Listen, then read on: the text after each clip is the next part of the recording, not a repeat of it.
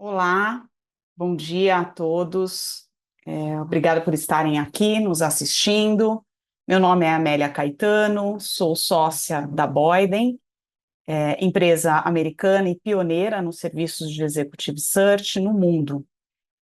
Com mais de 78 anos de fundação, presente também em mais de 45 países, e nós hoje estamos completando aí, né, nesse mês passado, 56 anos de Brasil.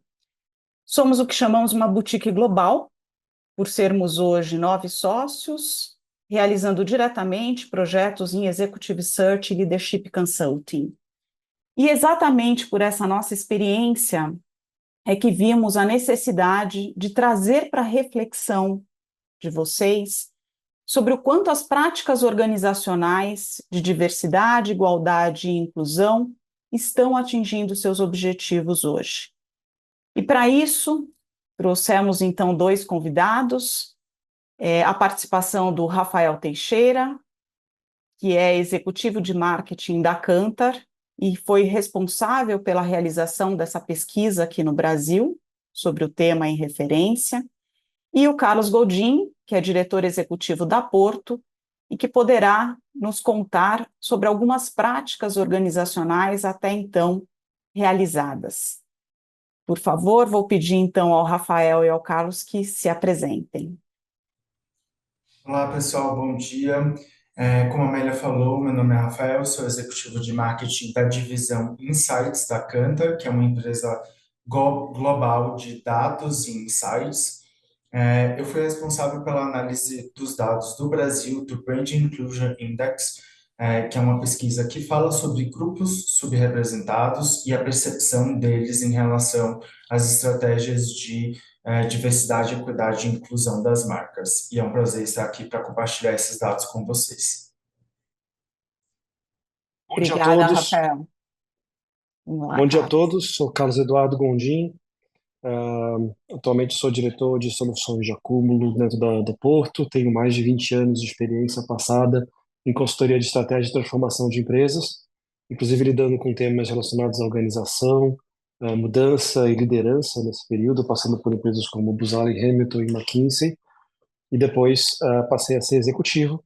Me juntei a Porto há pouco mais de 3 anos e meio, liderando negócios como seguro de vida, seguro viagem, previdência, e atualmente lidero os nossos negócios de soluções de acúmulo. E acho que é um tema muito importante, é fundamental a gente trazer uma visão aqui mais ampla para a discussão de um tema tão relevante como diversidade e inclusão. Muito obrigado pelo Obrigada. convite, a Boyden e a Amélia e Rafael pela explicação que vai fazer daqui a pouco. Bom, muito obrigada a ambos. Antes de iniciarmos, é importante dizer que o chat está aberto para perguntas, comentários que vocês queiram fazer, e no decorrer dessa nossa 1 hora juntos, a gente com certeza vai ter um momento específico para essas perguntas. Então, por favor, participem, que é um momento muito importante também para nós. Vamos iniciar esse momento com o Rafael, que vai nos contar sobre os resultados dessa pesquisa, que tem como enfoque a percepção das ações das marcas empregadoras pelas pessoas que se sentem excluídas ou alvo de discriminação. Então, por favor, Rafael. Olá, pessoal. Como a Amélia falou, essa é uma pesquisa que a gente realizou em diferentes países e o foco do Brand Inclusion Index é realmente dar voz a grupos que, em teoria, não são representados ou não são vistos pelas marcas geralmente. Cada país escolheu seus grupos. Aqui no Brasil, a gente falou com pessoas da comunidade LGBTQ+, mulheres, pessoas pretas e pardas e pessoas com deficiência. Parte do estudo é, primeiro, que essas pessoas avaliem determinadas marcas segundo as estratégias de diversidade, equidade e inclusão, mas também parte da pesquisa é saber desses grupos como eles se sentem em relação a episódios de discriminação e preconceito, o que eles acham importante em estratégias de diversidade, equidade e inclusão, etc. E aqui eu vou compartilhar alguns dados dessa parte inicial das percepções das pessoas em relação à discriminação. Como eu falei, no Brasil a gente avaliou esses quatro grupos: mulheres, pessoas pretas e pardas, pessoas da comunidade LGBTQ+, e pessoas com deficiência. E, ao avaliarmos, entrevistarmos essas pessoas, a gente percebeu que para elas é muito importante que as marcas trabalhem diversidade e inclusão, principalmente para mulheres e pessoas da comunidade LGBT, que é mais que o número, né, chega até a 94%. Então, aqui o que esse slide mostra é que 88% das pessoas desses grupos acreditam que diversidade e inclusão são importantes para elas, e nesse outro gráfico aqui, eles afirmam que é importante comprar de marcas que tenham, que valorizem estratégias de diversidade, equidade e inclusão. E como eu falei, mulheres e pessoas da comunidade LGBTQ+, ainda chega a quase 100% da importância que eles dão de se relacionar com marcas que valorizam essas propostas. Ao entrevistar essas pessoas também, a gente percebeu que elas consideram que é papel, sim, das marcas, o papel de transformar a sociedade em algo melhor. 76% dos entrevistados acreditam que as empresas têm a responsabilidade de tornar a sociedade mais justa. Mas ainda assim, em contrapartida, a gente percebe que muitas pessoas desses grupos ainda sofrem discriminação. 54% dessas pessoas entrevistadas sofreu algum tipo de episódio de discriminação nos últimos 12 meses. A pesquisa foi realizada em março deste ano, então, março de 2024, de 2023 a março de 2024. E dentro desses episódios de discriminação, 70% aconteceu dentro de uma empresa, seja a pessoa no papel de funcionário ou de cliente, o que é ainda mais estarrecedor e levanta aí a importância das marcas ficarem de olho no que elas fazem para esses públicos, né, essas populações subrepresentadas que a gente chama.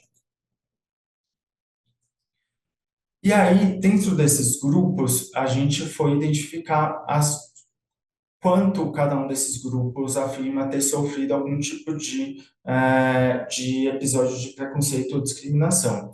Como vocês podem ver, o grupo da comunidade LGBTQ+, é a que mais afirma ter sofrido episódios de discriminação, pessoas com deficiência em segundo lugar, pessoas pretas e pardas em quarto, e mulheres com 59%, o último grupo a afirmar que sofreu algum tipo de episódio de preconceito. Lembrando que a média do Brasil é 54%. E mais um dado que assusta um pouco é que esses grupos afirmam que a maior parte desses episódios aconteceram no local de trabalho. 31% deles afirmam que sofreram preconceito dentro do local de trabalho. O segundo local em que eles mais sofreram esse tipo de episódios foram nas redes sociais. Por último, aqui a gente traz os dados que são importantes, né, no termos de representatividade e como essas pessoas, esses grupos se sentem em relação às marcas, é que 7 em cada 10 pessoas sentem que as marcas, ainda assim, mesmo com esses episódios de preconceito, estão se esforçando para serem mais diversas e inclusivas. Apesar de que ainda muitos não se sentem representados nas comunicações que elas fazem. Então, é importante lembrar isso, apesar de as pessoas perceberem o esforço das marcas, elas ainda não se veem representadas quando essas marcas fazem algum tipo de comunicação. Aqui a gente traz alguns dados muito importantes sobre essa representatividade que eu acabei de falar na comunicação das marcas. São dados da nossa ferramenta de análise de anúncios de publicidade criativos. Apenas 7% dos anúncios atualmente apresentam mulheres em papéis que não são tradicionais, ou seja, que fogem de estereótipos que a gente costuma ver em relação a gênero. A representação da diversidade também, em termos de origem étnica, continua a ser maior do que o global, mas vocês podem perceber que é muito baixa, 24% de diversidade. E com mais da metade dos anúncios mostrando diversidade de cor, o que é algo positivo. Apenas 3% dos anúncios brasileiros que a gente avaliou mostram abertamente pessoas com deficiência, enquanto 16% da população global vive com algum tipo de deficiência significativa. E apenas um terço dos anúncios que a gente avaliou também mostram pessoas com 40 anos ou mais, que é outro grupo que alguns países avaliaram como sendo subrepresentados também.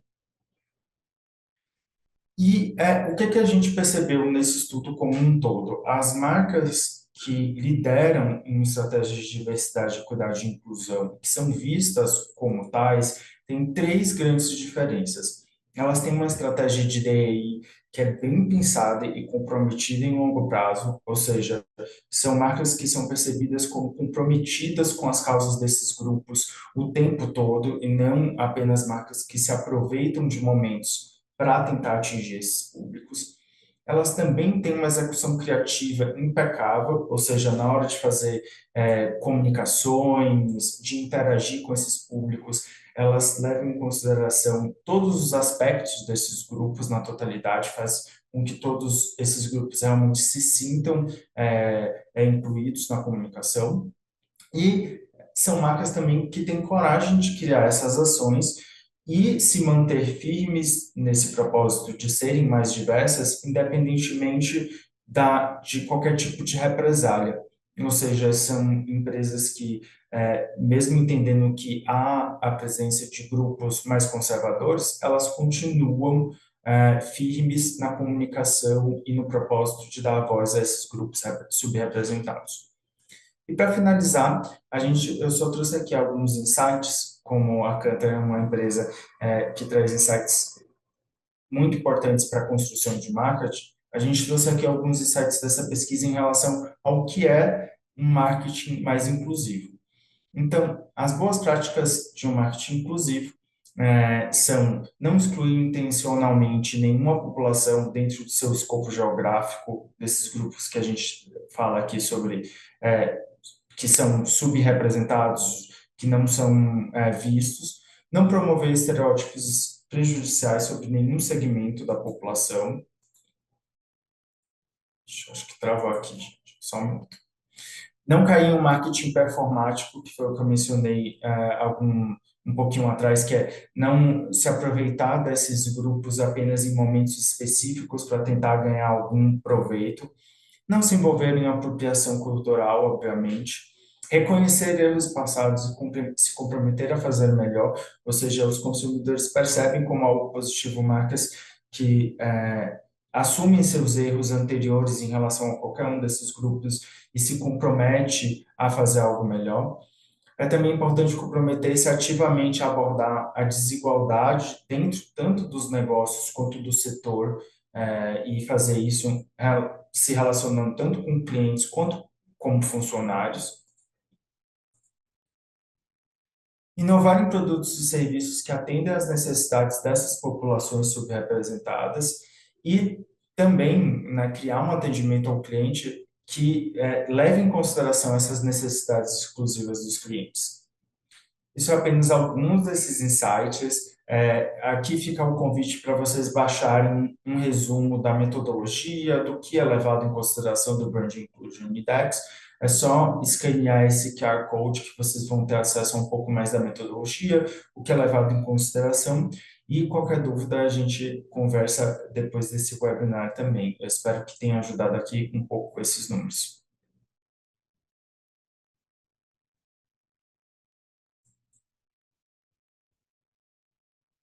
Rafael, super obrigada. Eu acho que tem alguns itens que chamam bastante a nossa atenção, né? Quando a gente fala aí de posicionamento da marca empregadora. Então, quando você diz que 76% entendem que a responsabilidade de tornar a sociedade mais justa são dessas organizações, e, ao mesmo tempo, o local de trabalho é um dos locais de maior discriminação, né? Então, existe aí quase que um paradoxo que a gente olha para isso, né?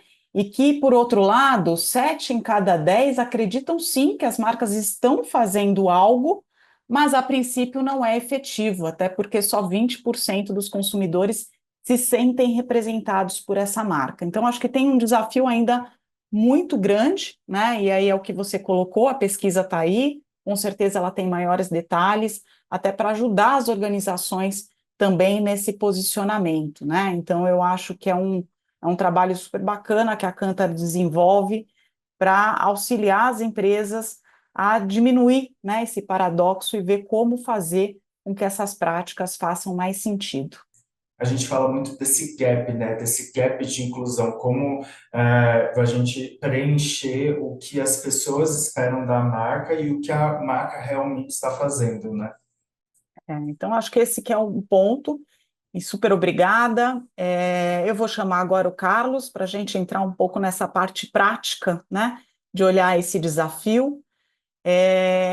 Nós mesmos, como Boyden, a gente sente isso, né? E a Boyden hoje, Carlos, como uma empresa de executive search, tem na sua agenda o tema de diversidade, equidade e inclusão. Inclusive, somos membros signatários do Pacto Global das Nações Unidas, exatamente por termos este comprometimento. E eu diria que, na prática, a gente trabalha hoje em duas frentes, né? A primeira é na apresentação de candidatos que possam representar os nossos clientes em suas estratégias, né? Então, esse tema está sempre muito em pauta, em todo momento que a gente inicia uma nova contratação. E, ao mesmo tempo, garantir que todos os candidatos que a gente venha a apresentar para a empresa sejam representantes ou, no mínimo, aliados, né? De pessoas que fazem parte dos grupos aqui citados, para garantir, né, uma implementação e uma continuidade de práticas sustentáveis de longo prazo. Então, agora eu queria trazer, né, o caso da Porto e começando com a seguinte pergunta, né, Carlos, e até lembrando de novo, eu já recebi aqui alguns comentários de vocês sobre a relevância do tema, e por favor, fiquem à vontade para fazer perguntas tanto ao Carlos quanto ao Rafael sobre isso, mas a minha primeira pergunta, Carlos, é como vocês integram, né, os princípios de diversidade, equidade e inclusão em suas estratégias de negócio, considerando todos os stakeholders? Legal, não, ótimo. Super importante esse ponto. E eu acho que para poder destrinchar um pouquinho melhor aqui, Amélia, eu acho que vale a pena dar um passo para trás e ver aqui um pouco desde do propósito, da essência da Porto, tá? Porque eu acho que essas coisas estão muito interrelacionadas. Quando eu falo de estratégia, eu tenho que falar também do meu propósito, da minha essência. Nossa essência, ela pode se traduzir numa frase que é ser cada vez mais um porto seguro para as pessoas e seus sonhos. Então, na hora que eu falo isso, eu já parto de uma essência que, por si, estou falando de trabalhar com as pessoas, ser inclusivo. Quando a gente fala das pessoas que orbitam em torno desse ecossistema Porto, se eu vou chamar assim, eu estou falando de 13 mil funcionários, 13 mil colaboradores, 13 mil prestadores de serviço, estou falando de mais de 30 mil corretores de seguros, que são parceiros próximos de trabalho, interagem no dia a dia, e estamos falando de mais de 17 milhões de pessoas. Então, olha a diversidade que a gente tem aqui de perfis, e são um substrato da população. Se você não tem aqui, e se a gente tem um propósito de poder atender e cuidar dessas pessoas, eu preciso entender, eu preciso incluí-las, eu preciso poder trabalhar com o que de fato elas são. Então, todo esse tema de reconhecer quais são os grupos maiores, menores, representados ou subrepresentados, e como é que eu trabalho com essas pessoas, né? Isso, então, está muito ligado, né, ao como a gente faz as coisas. Se você pegar aqui, acho que a Porto tem uma cultura muito forte, e essa cultura ela tem que estar muito interrelacionada com a nossa estratégia. Então, se essa nossa estratégia é de servir, a gente tem 4 verticais de negócios. Eu tenho negócio de seguros, seguro-saúde, serviços financeiros, que é o Porto Bank, e serviços, né? Olha a diversidade de perfis de pessoas que eu tenho aqui dentro também. Então, trabalhar, poder saber, reconhecer e trazer isso de forma a ser inclusivo, ela é fundamental e faz parte do nosso jeito de ser e está refletido nas nossas ações, nas nossas estratégias. Acho que na minha jornada profissional, eu sempre lidei com algumas pessoas que falam assim: ah, mas puxa, a gente acha que a questão de diversidade e inclusão acaba sendo um tema mais etéreo ou mais abstrato. E eu acho que não. Eu acho que ele é muito concreto. Ele está aqui, né? Inclusive, você pode fazer uma correlação com o seu resultado. Por que que esses temas de diversidade e inclusão eles são reais e trazem resultados concretos? Eu vou tentar dar alguns exemplos aqui, Amélia, para a gente poder Legal. refletir, tá? Eu produzo serviços, eu ofereço serviços. Para quem? Para a população. A população tem diferentes perfis, né? Se eu tenho uma equipe que tem na sua composição a diversidade, eu consigo conhecer melhor esses clientes, eu consigo entender melhor quais são as necessidades, eu consigo trazer diferentes pontos de vista para ver se os meus produtos e os meus serviços atendem essas necessidades dessas pessoas. Se eu botar aqui só engenheiros homens, todos juntos numa sala, eu sou engenheiro, tá? Botar só engenheiros homens numa sala para pensar numa solução para o cliente, você está pensando a partir de um ponto de vista. Se eu tenho uma representatividade maior, olha como é que eu consigo entender, trazer soluções que são muito mais aderentes às necessidades de um público mais diverso, portanto, mais abrangente, mais oportunidades de negócio.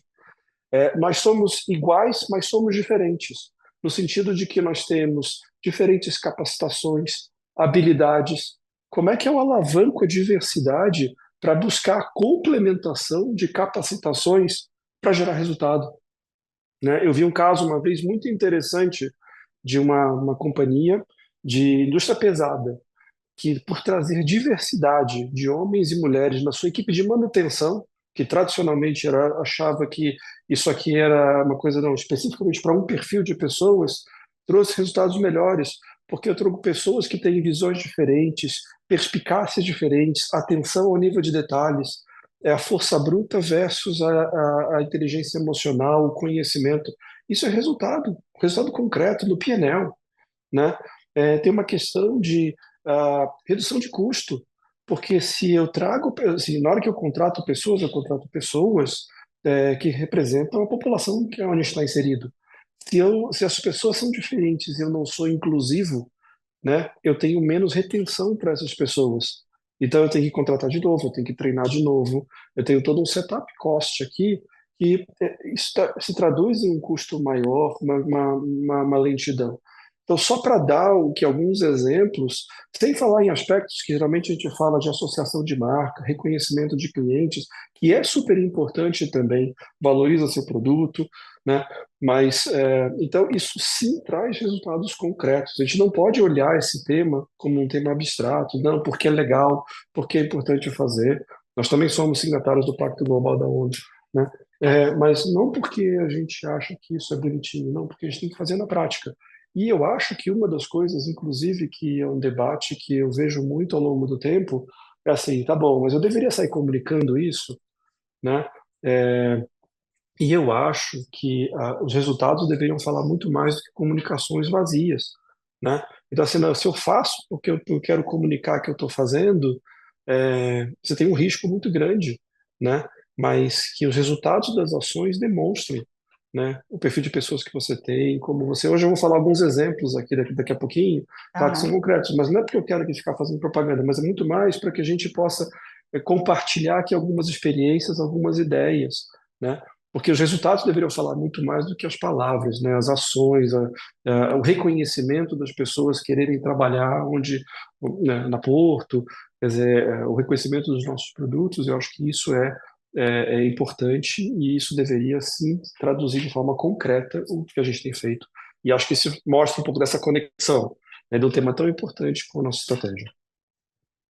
Carlos, muito bacana. Eu acho que o que você está trazendo já, né, como uma experiência interessante que talvez mostre, né, esse paradoxo que eu vi ali na pesquisa que o Rafael trouxe da Kantar, é que vocês consideram isso como parte da cultura, né? Então, e isso é muito relevante, porque muitas vezes as empresas têm suas práticas de diversidade, equidade e inclusão, mas elas não prepararam a empresa e não faz parte da cultura essa inclusão de ideias diferentes, de pensamentos diferentes. E aí, quando essas pessoas chegam com diferentes pensamentos, com diferentes ideias, elas são barradas de alguma maneira, né? E aí, isso, obviamente, é o que você fala, que é você volta e perde as pessoas novamente, você não retém e não tem o ganho que você trouxe, né? Quando você fala, eu consigo representar todo o meu ecossistema dentro da minha empresa, né? Todos esses stakeholders que hoje você tem estão representados, isso facilita muito em todas as estratégias, seja na entrega do serviço, né? Que é o resultado em si, e seja na comunicação, né? E aí é walk the talk, talk the walk, né? É saber fazer isso ao mesmo tempo. Muito bacana, eu acho que já trouxe para a gente uma ideia muito clara da importância da cultura dentro dessa proposta completa, né? E aí vem a minha pergunta: quais são as ações que você pode, exemplos, né, que você pode compartilhar com a gente, que promove essa inclusão desses grupos aqui subrepresentados, né? Tanto internamente, e aí vale de novo a reflexão de que o local de maior discriminação pela pesquisa é o ambiente de trabalho, quanto externamente, né? Então, quais são as principais ações que você possa trazer aqui para o público para a gente compartilhar a experiência de vocês? Legal. Acho que a primeira, duas reflexões iniciais é que não existe solução única, não existe uma solução mágica que dizer eu vou fazer isso, vou lidar de forma completa. É sempre um conjunto de soluções, um conjunto de iniciativas.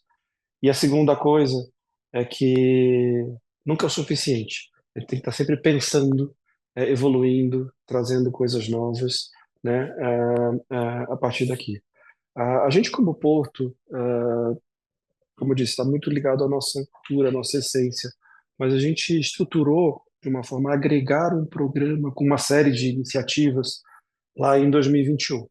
Então a gente pegou uma série de iniciativas, juntou, estruturou, reestruturou em 2021 um programa chamado Juntos, né? Então tem uma série de dimensões olhando para diferentes perfis, para diferentes públicos. Agora eu acho que é importante reconhecer no que a gente quer trabalhar, quais são as dimensões que a gente precisa trabalhar. Quando a gente fala de diversidade e inclusão, um jeito que eu costumo olhar muito, né? é, Historicamente a gente se falava assim, olha, diversidade e inclusão, diversidade é eu trazer as pessoas, né? Então eu preciso ter um trabalho para trazer as pessoas. Só que isso não é suficiente. Então eu sempre associo muito na minha cabeça a diversidade é eu trazer e ter um grupo diverso. A inclusão é assegurar que essas pessoas fiquem, que essas pessoas se sintam em casa, se sintam acolhidas e que se sintam que estão se desenvolvendo ao longo do tempo. Então, eu acho que tem uma série de dimensões, desde algumas que são bem táticas, algumas que são bem estratégicas, né? Mas que lidam com algumas coisas. Então, por exemplo, uma delas, a gente tem que reconhecer que a gente tem um déficit histórico na sociedade. A gente não deu como sociedade as oportunidades de desenvolvimento, de formação, de capacitação adequadas para os diferentes públicos. Como é que a gente ajuda a, a, a, a fazer frente a isso? Como é que a gente dá as oportunidades? Porque eu acho que diversidade e inclusão não pode ser confundido que eu não estou buscando meritocracia, não estou buscando as capacitações que são necessárias. Mas então, se eu tenho esse déficit, eu preciso ajudar isso. Então, vou dar dois exemplos aqui de coisas que a gente faz, e exemplos concretos que a gente ajuda nessa direção. A Porto tem o Instituto Porto, né? Que trabalha com pessoas de menor acesso social, menor capacidade de pagamento de formação. Então, a gente tem dentro do Instituto Porto, desde uma educação mais baixa, né, de uma ação chamada Ação Educa, que a gente trabalha com crianças de 6 a 15 anos, para ajudar a contribuir na formação básica, na educação básica. E depois, com cursos profissionalizantes. Então, com isso, a gente está ajudando a esses grupos de pessoas a terem a formação, a terem as capacitações para ingressarem melhor no mundo profissional, seja no Porto ou fora da Porto. Mas isto é um caminho em que a gente tem muitas pessoas que fazem os cursos profissionalizantes, entram na Porto e trilham carreiras e se desenvolvem depois dentro. Então, é uma forma que a gente tem de acelerar. Um outro exemplo que a gente, inclusive, a gente já tem há algum tempo, a gente tem um curso preparatório para a formação de funcionários de tecnologia da informação, tá? Então, a gente chama de Programa de Formação de TI, e que a gente está na 17ª turma, porque a gente viu que existe uma carência, existe uma necessidade de profissionais com capacitação, e a gente ajuda a formar. O que a gente fez no ano passado, por exemplo? A gente criou uma turma exclusiva, com 30 vagas afirmativas. Então, assim, estamos falando só com pessoas portadoras de deficiência. Então, a gente foi, obviamente, teve toda uma preparação de tecnologia para pessoas que têm deficiência visual poderem aprender por meio auditivo. Mas, então, a gente fez, a gente se propôs a fazer com um viés de formação e inclusão. Dessas 30, 15 foram contratados pela Porto, né? E estão indo super bem. Então, abraçaram essa oportunidade, se desenvolveram, abraçaram essa oportunidade e estão crescendo e se desenvolvendo. Então, uma das dimensões é essa preparação, formação, né? E acho que ajuda e é muito importante. Eu acho que uma segunda dimensão tem a ver com o desenvolvimento, né? Dentro do trabalho. Como é que eu faço as pessoas se desenvolverem, evoluírem dentro do ambiente de trabalho? E eu acho que aqui tem tanto uma formação, um desenvolvimento psicológico, como também de conteúdo, né? Então, vou dar um outro exemplo aqui. A gente tem um programa dentro do nosso guarda-chuva chamado Juntos, tem uma iniciativa chamada Afro Horizontes, e que trabalha com pessoas negras, tá? Então, a gente tem aí mais de 700 pessoas participando dessa iniciativa, em que a gente fala, traz palestras, traz formações, para falar de autoconhecimento, autoestima, crescimento profissional, ambição, desenvolvimento, né? Então, você trabalha também o psicológico dessas pessoas, né? Dentro da companhia. Então, tem toda uma questão, além, obviamente, de a gente promover por cursos de pós-graduação, né? A gente patrocina cursos de pós-graduação, MBA, que ajuda no desenvolvimento dessas pessoas, né? Eu acho que uma coisa também importante quando a gente fala de desenvolvimento não é só dos grupos subrepresentados, é de todo o time. Começando pelo time de liderança, mas todo o nosso time. Todo o nosso time tem que fazer anualmente um curso de diversidade e inclusão, porque a gente precisa poder falar sobre questões como vieses inconscientes, né? Será que no dia a dia a gente não tem ações que, mesmo inconscientemente, a gente está orientado por vieses, e não dá as oportunidades? Como é que a gente tem atenção a isso? Como é que a gente se prepara, né? Então, eu acho que também é uma questão bastante importante da gente falar sobre o tema e ajudar, e atuar em cima disso, né? Tem uma outra dimensão, que aí talvez dimensões um pouco mais táticas, mas são importantes, né? Claro.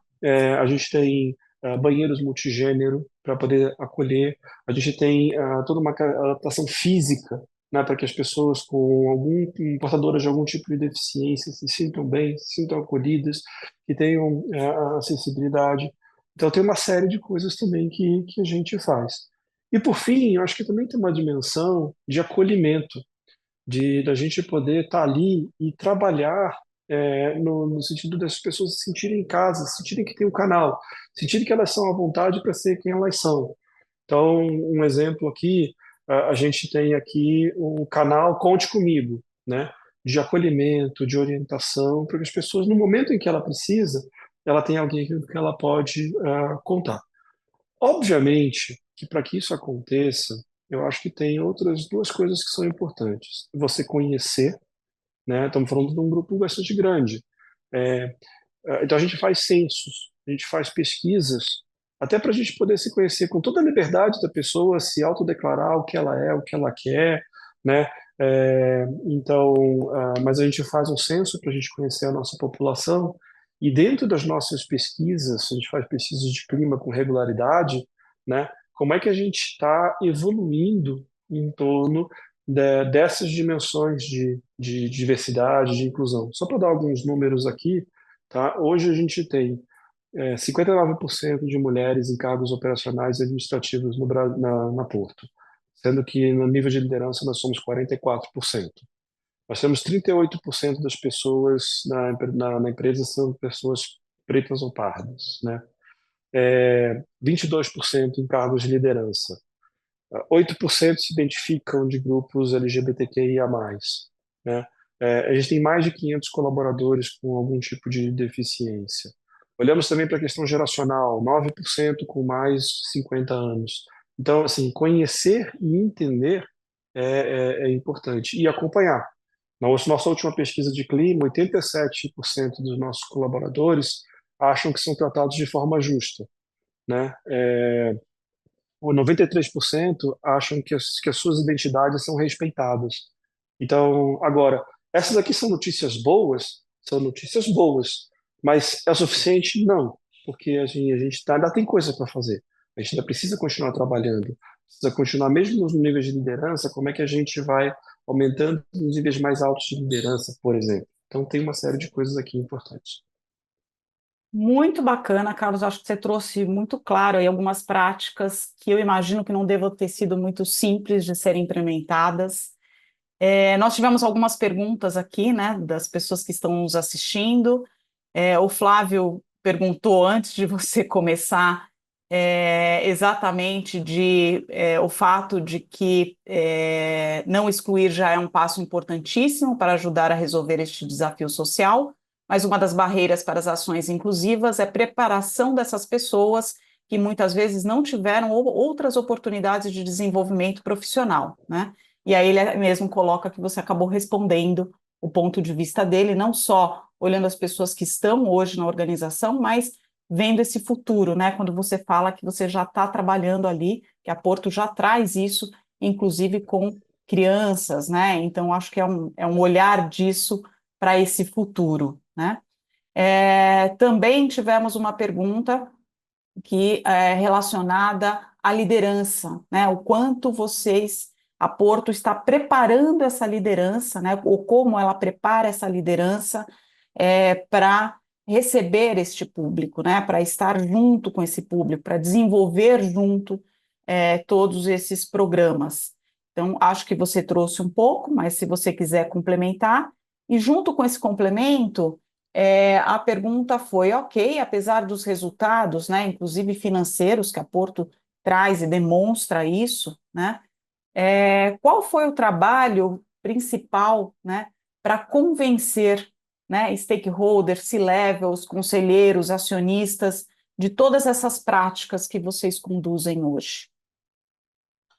Eu acho que, como eu disse, né, como isso vem muito da nossa essência, isso vem lá de trás, do nosso jeito Porto de ser, tá? Um dos nossos pilares da nossa cultura é o genuíno interesse. E é o genuíno interesse pelas coisas que a gente faz, pelas pessoas, pelos nossos colaboradores, pelos nossos parceiros corretores de seguro, pelos nossos prestadores, pelos nossos clientes.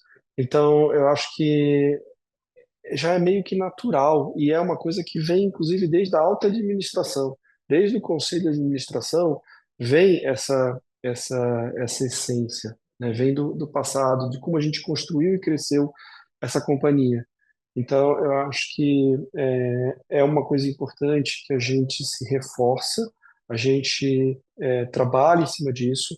Existe, por exemplo, no Juntos, tem um comitê formado por executivos, níveis de vice-presidente, CEOs de verticais e diretores, né, que participam desse comitê, acompanhando, dando os direcionamentos. A gente tem um comitê de ESG, né, inclusive do qual eu faço parte também. Então, que aí discutimos, entre outras coisas, de meio ambiente e também do social, né? Então a gente tem um envolvimento do time, né, e um reconhecimento de quanto os sistemas são importantes para a nossa estratégia. Então, você já trouxe um pouco sobre as mulheres, né, e como representante desse grupo, né, que faz parte aqui citado. Eu vi também um estudo da McKinsey que trazia que ainda hoje, né, a cada 4 pessoas em gestão, apenas uma são mulheres, e que quando a gente vê um primeiro degrau, né, ou seja, quando você sai do nível de contribuição individual para a gestão, essa diferença ainda é maior, né? Então, o que mostra aqui uma tendência quase que negativa, ou seja, a longo prazo isso tende a piorar e não melhorar. O que que a Porto tem feito nesse sentido da equidade? Legal. Eu até deixei um pouquinho, você vê que eu falei um pouco menos, porque eu sabia que você ia me perguntar, então eu ia entrar Ah, um pouco muito mais em bem. detalhe. E também Legal. a questão sobre a liderança, né, que também foi feita agora há pouco, eu deixei para a gente poder falar junto. Quando a gente fala o tema desenvolvimento de mulheres, promoção da diversidade também de gênero, né, masculino e feminino. A gente tem dentro do nosso programa Juntos, a gente tem uma série de ações focadas para o nosso time de mulheres, né? E uma delas é o que a gente chama de Lidera. E eu acho que parte, desdobrando aquelas mesmas dimensões que eu falei antes, né? Preparação, formação, desenvolvimento. Então, tem uma série de coisas que a gente faz aqui dentro desse pacote mais focado aqui na inclusão de mulheres. Hoje a gente tem mais de 7 mil colaboradoras na Porto. Então, a gente tem uma série de ações que buscam trabalhar especificamente esse tema da inclusão das mulheres e do desenvolvimento. Também passam por questões relacionadas à aprendizagem, network, promoção de debates. Inclusive, recentemente a gente lançou uma conexão lidera, né, que é a troca de experiências. Como é que a gente coloca em conjunto profissionais que estão aqui e que são vice-presidentes, que são diretoras, né, que se desenvolveram na carreira, como é que elas trocam essas experiências, como é que elas ajudam, como é que elas mentoram outras mulheres para saberem lidar, porque existem questões que são sim, as mulheres, quando as famílias têm filhos, né, a mulher tem um papel importante, o marido também tem um papel importante aqui, mas tem uma questão de como lidar com isso, como a gente estimula, né, o desenvolvimento, como a gente viabiliza, né, o cuidado com a família e o cuidado, no caso, os filhos, e o cuidado com o trabalho, o desenvolvimento profissional, né? Como é que a gente assegura que o retorno pós-maternidade, por exemplo, né, ele é bem viabilizado com programas que estimulam a colocar em creche, salas de amamentação, programas de desenvolvimento, pessoas que a gente o fato de que assim, olha, a pessoa tá, a moça, a colega, né, a colaboradora está grávida, isso aqui não deveria influenciar em nada uma decisão de promoção, de desenvolvimento. Por quê? Porque isso depende das capacitações dela, da contribuição dela, né? Então, a gente teve recentemente um caso concreto de uma discussão e a gente fez uma promoção para uma colega que trabalhava junto com uma das outras áreas que eu liderava, um pouco antes dela sair de licença maternidade. E tá tudo bem, sabe? A gente fala assim, não, mas não, assim, ela tá pronta, ela se desenvolveu, ela teve as oportunidades, ela tem as contribuições, então isso vai acontecendo. A gente tentar dissociar um pouco as questões de gênero, as questões de momento de vida, né? Das questões de desenvolvimento, de oportunidades, de crescimento, de contribuições e valorizar isso, né?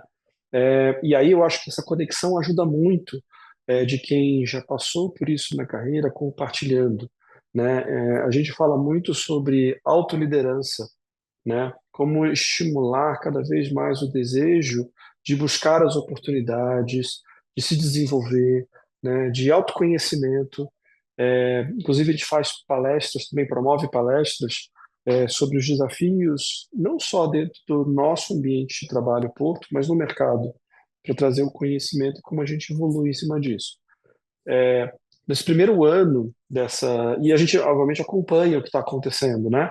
Então, ao longo desse primeiro ano do Lidera, uma coisa muito interessante das participantes que participaram de forma mais ativa, a gente observou que 245 participantes ativamente participaram de recrutamentos internos.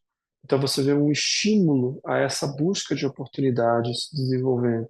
125 foram promovidas, 9 atingiram posições de liderança dentro desse programa, né? E isso complementado não só por palestras, bate-papos, discussões entre o público feminino, mas também trazendo a nossa autoliderança para discutir e debater sobre esse tema, né? Como também viabilizando bolsas de estudo, pós-graduação. E então, acho que, de novo, tem um ecossistema. E complementar a isso, né, é, também uma jornada, o pessoal chama a iniciativa de Jornadas de Masculinidade, que a gente lançou esse ano, que aí é a gente trabalhar com grupos de profissionais homens, né, no sentido de como é que a gente trabalha nessa dimensão de inclusão das mulheres. E eu acho que só para dar duas coisas interessantes, né, dessa ação, esse ano a gente teve 545 pessoas que participaram, né? Funcionários homens que participaram dessa ação. E a gente discute temas que vão desde paternidade ativa, Hum. né? Assim, qual que é o papel do homem? Como o homem ajuda neste processo da geração do filho, do apoio após a maternidade, né? Então, qual que é o nosso papel em viabilizar isso? Até temas como liderança inclusiva, como nós líderes somos inclusivos, como nós damos oportunidades, como nós ajudamos e estimulamos, sempre valorizando o conceito da entrega, da, da, da, dos resultados, né, eh, a partir não de uma visão protetiva, mas uma visão de desenvolvimento e resultados concretos, né, habilidades, contribuições, né, como uma forma de desenvolvimento dessas pessoas como profissionais mais completos, né? Muito bacana, Carlos. Acho que é a primeira vez que escuto algo focado também no mundo masculino, né? Porque a gente está vendo toda essa mudança do mundo feminino, também está tendo uma mudança no mundo masculino, né? E ouvir o que essa mudança está trazendo, o papel masculino, né? Esse papel de pai, o papel do líder junto com a mulher, né? O masculino e o feminino trabalhando mais em conjunto, dando vozes para ambos, isso faz com que a aceitação seja mais interessante, né? E, de novo, a gente consegue falar aí não só de uma equidade, mas também de uma diversidade e inclusão. Super bacana.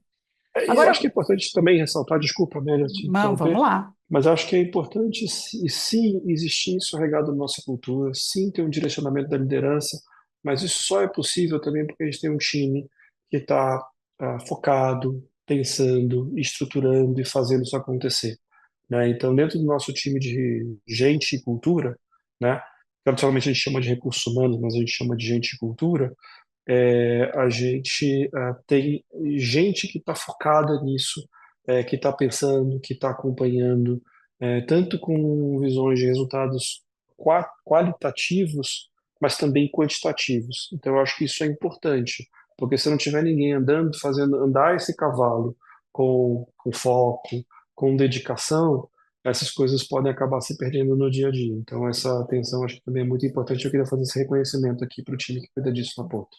Muito legal. Uma última pergunta para a gente finalizar. E a gente falou bastante aqui de práticas, né? E você no começo falou, a Porto, ela quer trazer resultados, mais do que comunicar. Mas a comunicação é algo importante, né? Porque às vezes a gente faz, não comunica e não passa a nossa prática para frente, né? Para que seja um exemplo para outras pessoas e nem tem um reconhecimento devido, né? Então, a própria pesquisa da Kantar traz isso, que apenas 20% dos consumidores se sentem representados o tempo todo nas comunicações da marca, né? Então, quais são as iniciativas da Porto que estão relacionadas a essa comunicação, para que ela também seja mais inclusiva e representativa? Eu acho que quando a gente fala de uma companhia que está falando com um público bastante grande, bastante diverso, eu acho que tem duas dimensões aqui, pelo menos, né?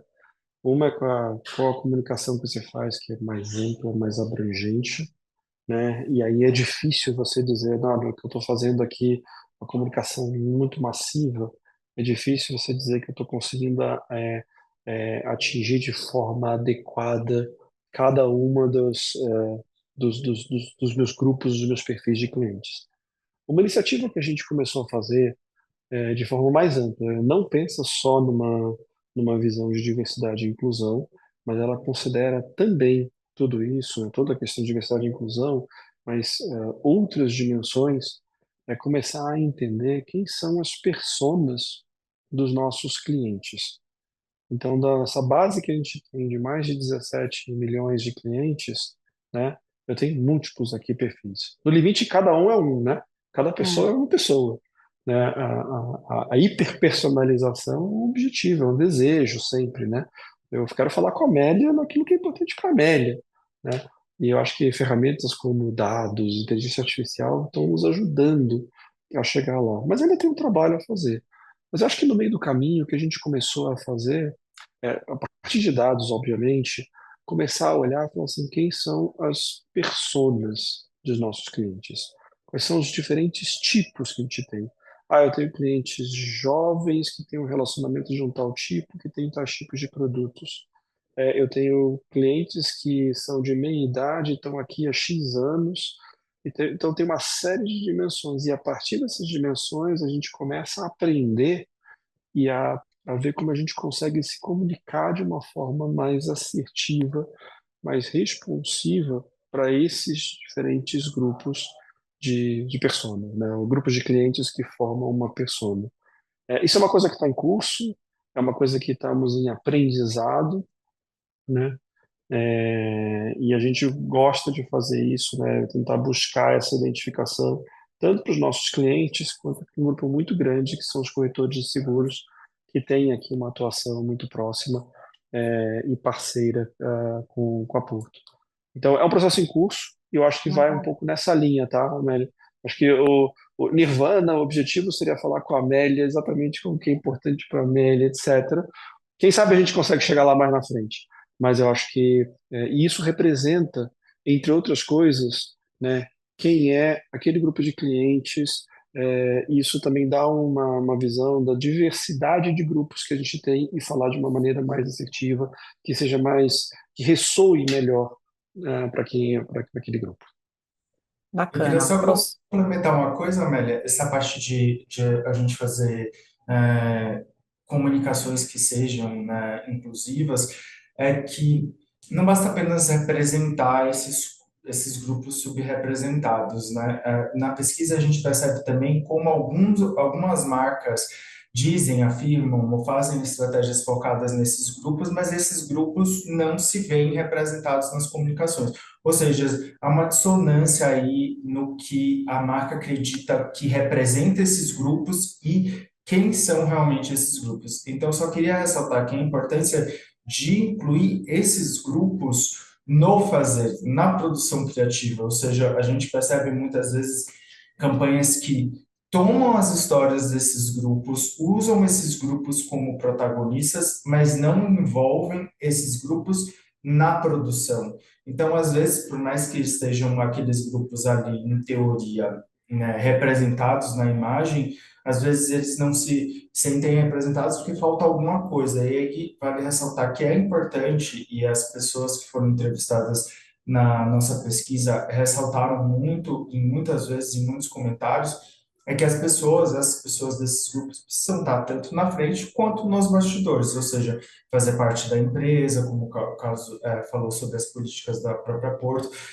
fazerem parte desses grupos, terem papel de decisores, tanto na parte criativa quanto na interna, então é bom sempre lembrar isso. Colocar na tela não significa necessariamente representar essas pessoas.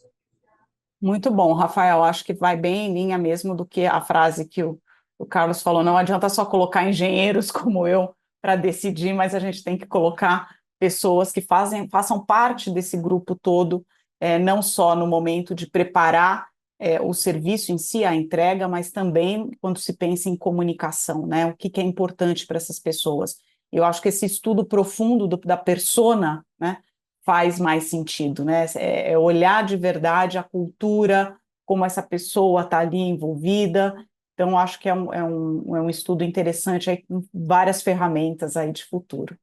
Bom, estamos chegando aqui ao final, então queria pedir para cada um de vocês, primeiro agradecer muito, acho que o bate-papo foi muito bom, acho que conseguimos trazer vários insights aí pela Kantar, também uma troca de experiência muito boa com o Carlos, com práticas aí da Porto, para que traga essa reflexão agora para cada um dentro das suas cadeiras, né, dentro das suas responsabilidades de volta. Então, queria pedir para cada um de vocês deixasse aí uma mensagem para o nosso público, para que a gente pudesse fazer esse encerramento. Carlos? Bom, do meu lado, eu queria agradecer a oportunidade de estar aqui. Muito obrigado, Amélia. Muito obrigado, Boyd. Muito obrigado a todos que participaram. Obrigado, Rafael, por poder compartilhar também os insights da pesquisa. Acho que super interessante. É um tema super relevante. Tem que estar sempre atual. Não é só de agora. É em todos os momentos a gente tem que estar nisso, trabalhando e nunca vai estar perfeito. Então, você pode ter avanços, mas isso não pode ofuscar a necessidade de sempre estar continuando, pensando, se reinventando e trazendo novas soluções, né? Porque, afinal de contas, é, estamos inseridos num ambiente, a gente quer mudar esse ambiente, né, para melhor, ser cada vez mais inclusivos, e isso acho que é uma responsabilidade nossa, social, mas também como companhias, como negócios, e como eu disse no começo, não é porque é bonitinho, é porque é importante e também porque gera resultados concretos para as companhias, para as pessoas e para a sociedade. Então, muito obrigado e estou à disposição, se alguém tiver algum ponto depois, sempre a poder contribuir e fazer reflexões. Obrigado. Rafael? Eu quero partir exatamente dessa mensagem que o Carlos falou. Eu acho que uma das mensagens principais da pesquisa é mostrar que estratégias de diversidade, equidade e inclusão não são apenas importantes e relevantes, mas elas se convertem em crescimento, em resultados, tanto para a empresa quanto para a marca. Mas também uma mensagem que é importante é que esse tipo de estratégia, esse tipo de objetivo precisa fazer parte da estratégia da empresa e da marca em longo prazo. Não é algo que você faz pontualmente, é algo que você internaliza, constrói, cultiva ao longo de um período muito grande. E outra coisa importante é que dentro da pesquisa a gente fala muito sobre essa coragem de não só instituir isso como estratégia, mas também se ater às suas propostas de marca, seu propósito em relação a esses grupos. E é importante ter esse tipo de coragem, principalmente em momentos difíceis ou quando há muita oposição a esse tipo de estratégia. Então, acho que são duas das mensagens importantes dessa pesquisa. E obrigado mais uma vez por me convidar. Amélia, obrigado, Carlos, pela presença e os insights também compartilhados da Porto. Bom, gente, obrigada. A gente não conseguiu responder todas as perguntas, mas elas estão aqui. A gente tem também o e-mail, o contato de vocês, e vamos responder essas perguntas depois, tá bom? Agradeço a todos que estiveram aqui conosco e espero vocês numa próxima oportunidade. Muito obrigada, Rafael e Carlos. Obrigada. Até mais, gente. Obrigado. Até Obrigado. mais. Tchau, tchau. Tchau, tchau.